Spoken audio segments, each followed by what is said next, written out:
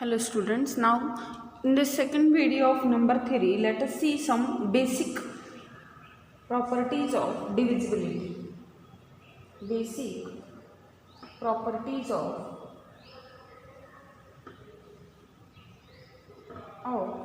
divisibility.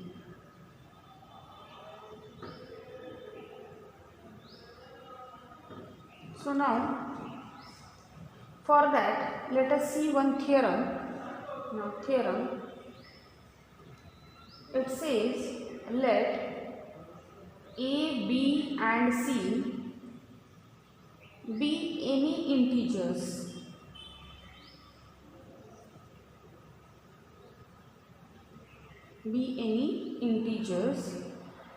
then first one, if A divides B, then A divides Bx for all x belongs to Z. Second, if A divides B and B divides C, then A divides C. Third, if A divides B and A divides C, then A divides B plus C. Okay. Now, this one, in general,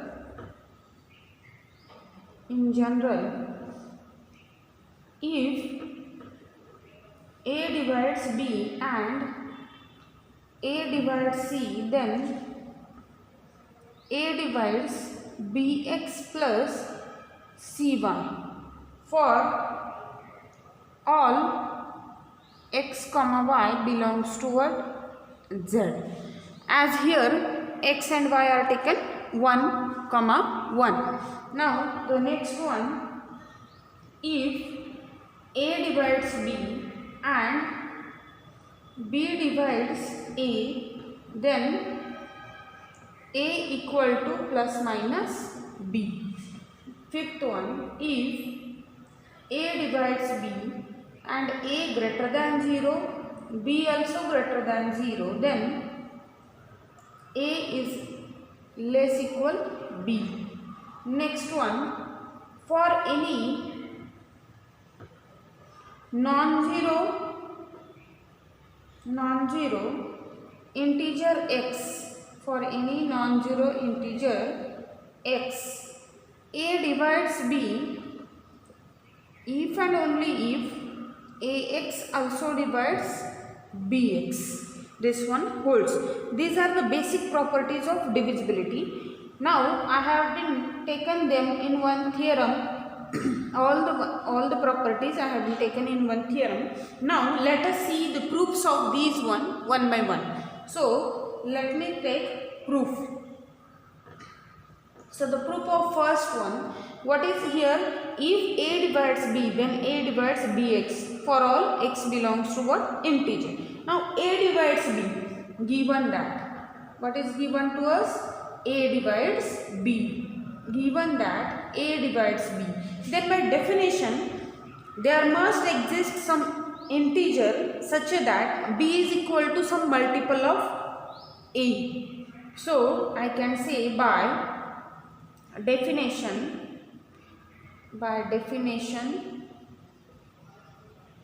of divisibility. By definition of what? Divisibility. We have seen it. There exists some k belongs to what? Z, such that B is equal to what? A into k. This k is multiple of A, that is equivalent to B. Now what we have to show? A divides Bx. So let us take x is any integer and we will multiply this equation. Let me call it as equation number 1. So let me write multiply by x on both sides. multiply by x on both sides. What is this x? X is what? An integer. Multiply by x on both sides to equation 1, or let me write here itself, x belongs to z on both sides to equation 1. Equation 1. Therefore, we get bx is equal to what? Ak into x. So now, what we get here, as x is z, fine, k is also, x is an integer, k is also an integer. So, what can I say? I can write it as bx is equal to a into kx, as xk belongs to what? Z. As xk belongs to z. Why? Because both are integers, so their product is also an integer. So this implies, what does this say? A divides what? Bx. A divides bx. Bx is equal to a times some integer, so a divides bx, and as this is valid for an arbitrary x, so this is true for all x. For all x belongs to what? Z. This is the proof of first one. Now let me prove the second one. What the second says? A divides b, b divides c, then a divides c. This is the transitivity. Fine. So second, what does it? Given a divides b and b divides c. Again by definition, therefore by definition of what? Divisibility. Definition of divisibility. What we get? Look at a divides b. So this implies there exists, suppose k1 belongs to z. I am taking k1 and for this one I will take k2 suppose. Such that b is equal to what? A into k1. Let it be equation number 1 here. Fine. Now b divides c and b divides c. So it implies there exists some k2 belongs to z, such that c is equal to a multiple of b. So this is equation number 2 suppose. Now we want a divides c. So a divides c, so it implies c is equal to a into some multiple. So c is equal to something, a times something. From these two we want that. Fine. So let me take equation 2.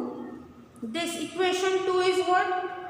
B into k2. Now put the value of b from 1 here. So what does this give? A k1 into k2. This equation 2 is this. Fine. Now this is by 1, I can say. By 1. So this is what? A into k1 k2. Now you know k1 also integer, k2 is integer. So k1 k2 is also what? Integer. So here we get c is equal to a into some k, as let me say k is equal to k1 into k2 belongs to what? Z. As k1 k2 belongs to z. So this implies a divides c. Already we have seen divisibility is an equivalence relation. So here the transitivity must hold. So this says a divides c. So this one is proved. Now let us go for the third one. The third one. What the third property is? The third property is that a divides b, a divides c, then a divides b plus c. So given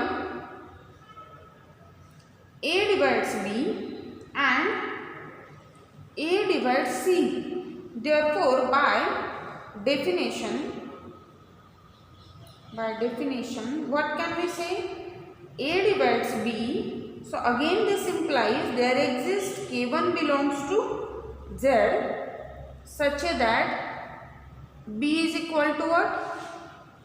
Such that b is equal to a into k1. Again let me name this as equation number 1. Fine.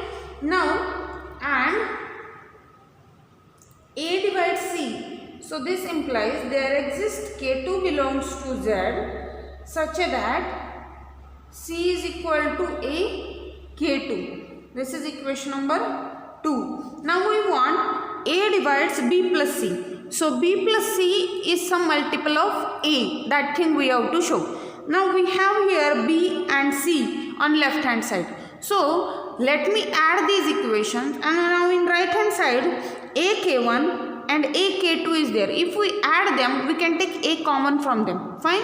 So let me do 1 plus 2. So 1 plus 2. So what does this give? B plus C is equal to a k1 plus a k2. That is same as a into k1 plus k2. Clearly k1 is integer, k2 is integer. So k1 plus k2 is also an integer. So let it be a into k again, as k is equal to k1 plus k2 belongs to what? Z. So what we get? This is b plus c. Left hand side is same. So this b plus c is equal to a into k. So that implies a divides b plus c. This is a particular thing. Now in general, the same thing we have to prove, that a divides bx plus cy for some xy belongs to z. For this, again the same thing is given to us, a divides b, a divides c. So the same equations we are using. Fine. So simply here onwards the procedure is slightly different. Fine. So now we want x will be multiple of what? B. So here multiply equation 1 by x and equation 2 by y, and we have to add them again. So multiply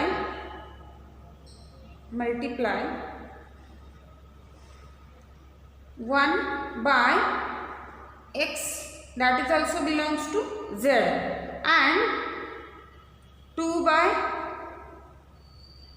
y belongs to z. Fine.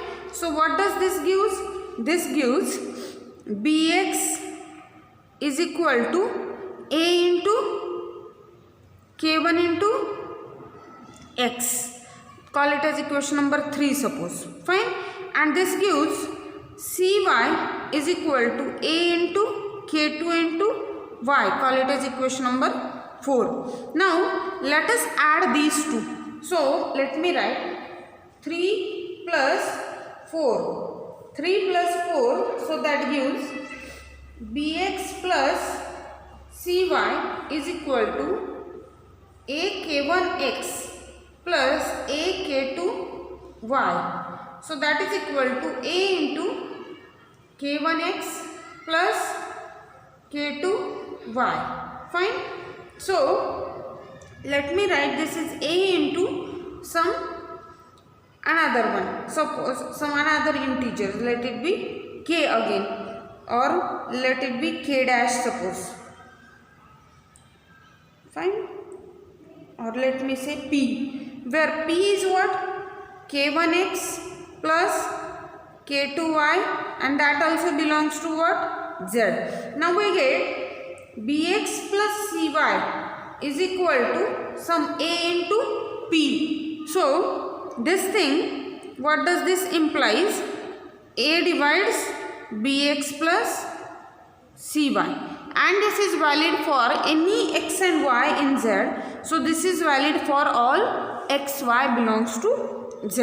So I must write, let me write this thing again. So this implies a divides bx plus cy for all xy belongs to z.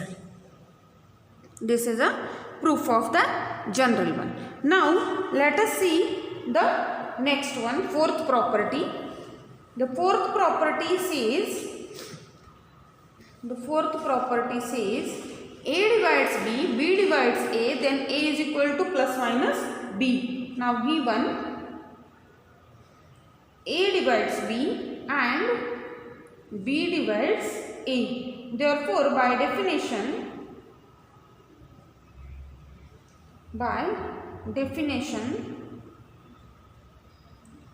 what we get? A divides B, so implies there exists K1 belongs to Z such that B is equal to A K1.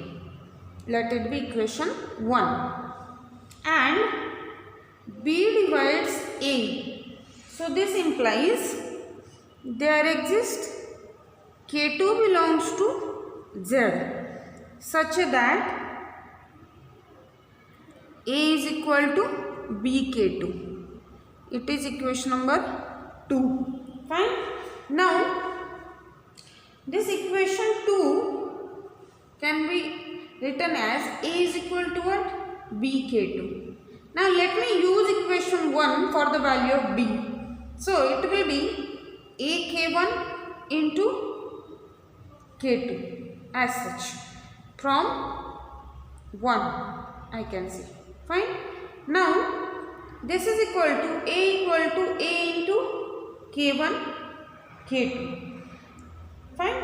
Now, this K1 K2 belongs to what? Z, as K1 belongs to Z and K2 belongs to Z. Fine. Now here as A is not equal to 0, A is non-zero, so it will get cancelled from both sides. Why? As this is non-zero. This is important here. It is non-zero, so it would get cancelled. So this implies K1 into K2 is equal to what? 1. So K1 into K2 is equal to 1. So product of two integer is 1. It implies that these are either 1 or either minus 1. This implies that K1 equal to K2 equal to 1 or K1 equal to K2 equal to what? Minus 1. As why? Because they are what? Integers. As they are what? Integers. This is important here. As they are integers. So they are what? Either plus 1 or minus 1. Now if this is 1, if K1 plus K equal to K2 equal to 1. So if they are 1, what we get? B is equal to A. A is also what? B.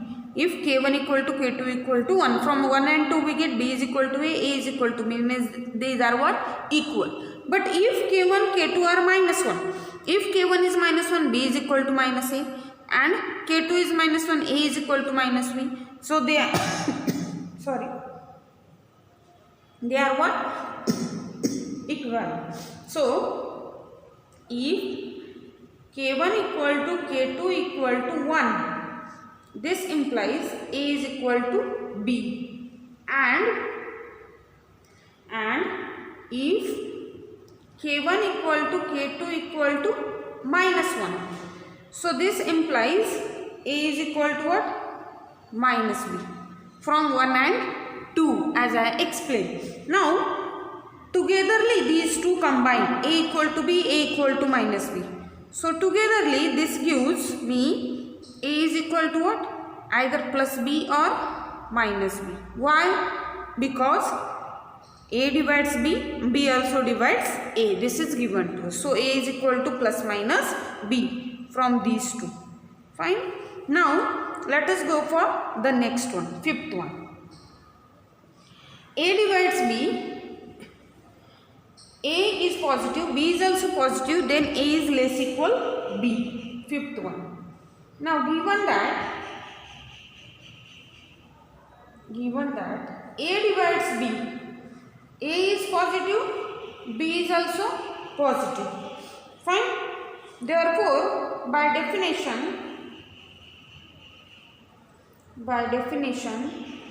what we get?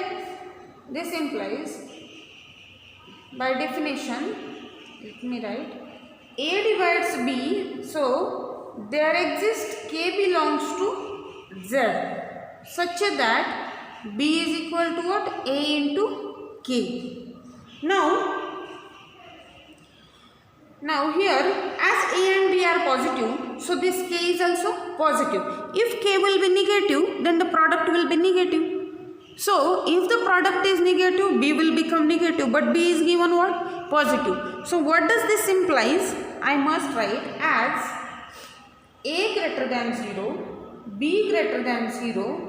So this implies k is what? Greater than 0. Now k is greater than 0.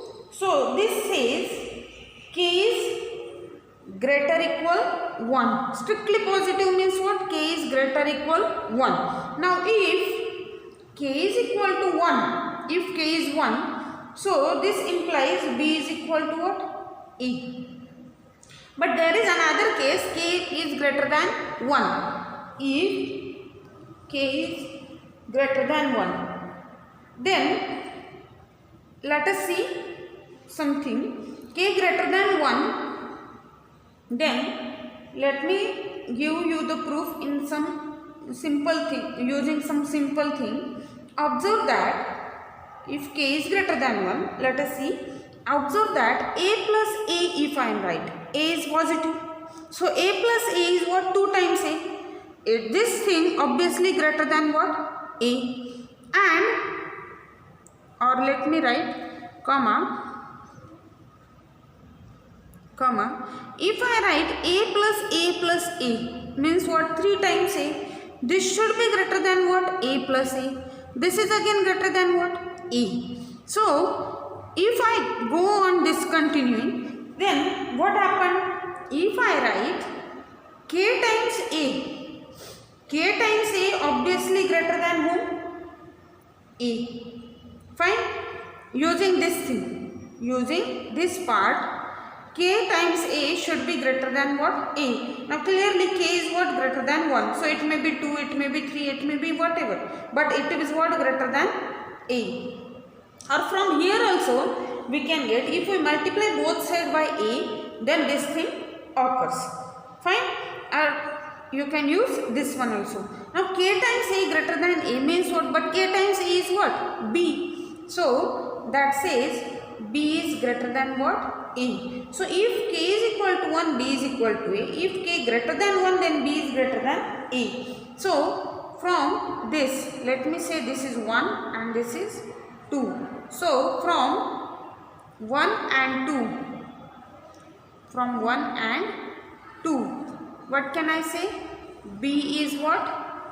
Greater equal a, that is a less equal b. If a divides b, a greater than 0, b greater than 0.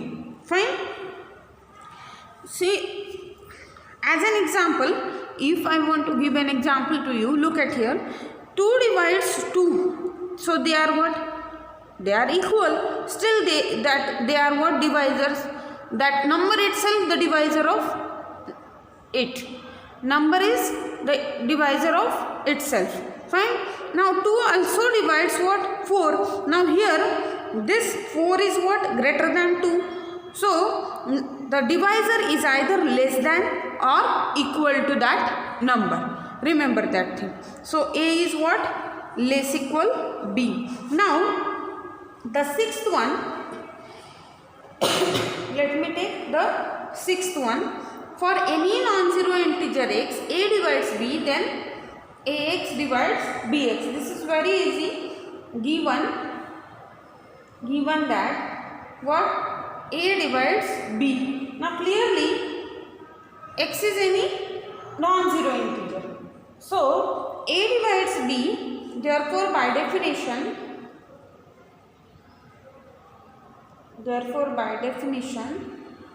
what we get? Therefore by definition, this implies there exists k belongs to what? Z, such that b is equal to a into k. Fine. This is for all k belongs to what? Z. Now multiply, call it as equation number 1 here. these are different proofs, the property 1 proof, property 2 proof. So we can give name the equation as 1, 2, 3 in that property itself. Fine. So multiply both side